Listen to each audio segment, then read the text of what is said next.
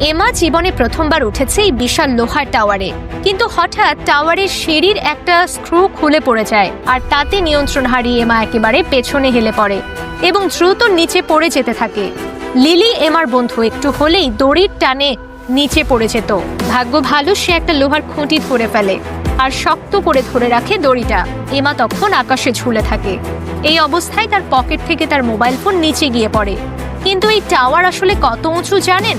Camera যখন ধীরে ধীরে উপরে উঠে যেতে থাকে তখন দেখা যায় এটা প্রায় 10,000 ফুট উঁচু।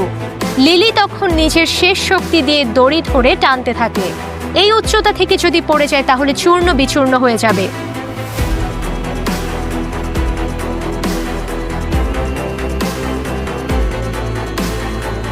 এমা ধীরে ধীরে দড়ি বেয়ে উপরে উঠতে থাকে, কিন্তু হঠাৎ লিলির পা পিছলে যায়। এমা নিচে পড়ে যাচ্ছিল।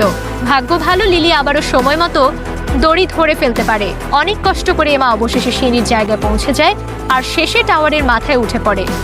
তবে এখন নতুন সমস্যা, নিচে নামবে কিভাবে? কারণ এই বিশাল টাওয়ারে একটুও মোবাইল সিগন্যাল নেই। তখন বুদ্ধিমান এমা এক নতুন আইডিয়া বের করে। সে তার মোবাইল দিয়ে একটা ভিডিও করে ফেসবুকে পোস্ট দিতে যায়।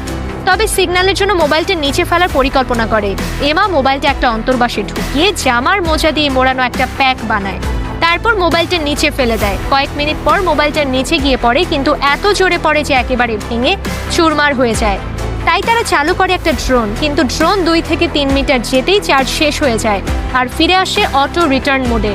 তাই তারা আবারও নিরাশ হয়ে পড়ে। রাতে এমা টেলিস্কোপ দিয়ে দেখে দূরে তাদের ক্যারাভান গাড়ির কাছে 2 জন লোক। লিলি তৎক্ষণাৎ সিগন্যাল ফ্লেয়ার ছুড়ে দেয়। লোকেরা সে আলো দেখে তাদের খুঁজে পায়, কিন্তু তারা তাদের দিকে আসে না। আসলে তারা গাড়ি চোর। তাদের গাড়িটি এই জায়গায় পেয়ে তারা গাড়ি চুরি করে পালিয়ে যায়। পুরো রাত দুজনে কোনো পানি বা খাবার ছাড়া টাওয়ারে বসে থাকে। তাদের শরীর দুর্বল হয়ে পড়ে। এমা বুঝে যায় এভাবে বসে থাকলে মরেই যাবে। সে একটা দড়ি নিচে ফেলে ব্যাগটা তুলতে চায়, কারণ ওখানে অনেক জরুরি জিনিস আছে। কিন্তু দড়ি পৌঁছায় না ব্যাগ অবধি। তখন এমা একটা সাহসী সিদ্ধান্ত নেয়। সে নিজেই দড়ি বেয়ে নিচে নামে। এক একটা পা রাখে খুব সাবধানে। একটু ভুল হলে একেবারে টুকরো টুকরো হয়ে যাবে। সে মাঝ আকাশে ঝুলে ব্যাগ ধরতে চায়, কিন্তু কিছুতেই ধরতে পারছে না।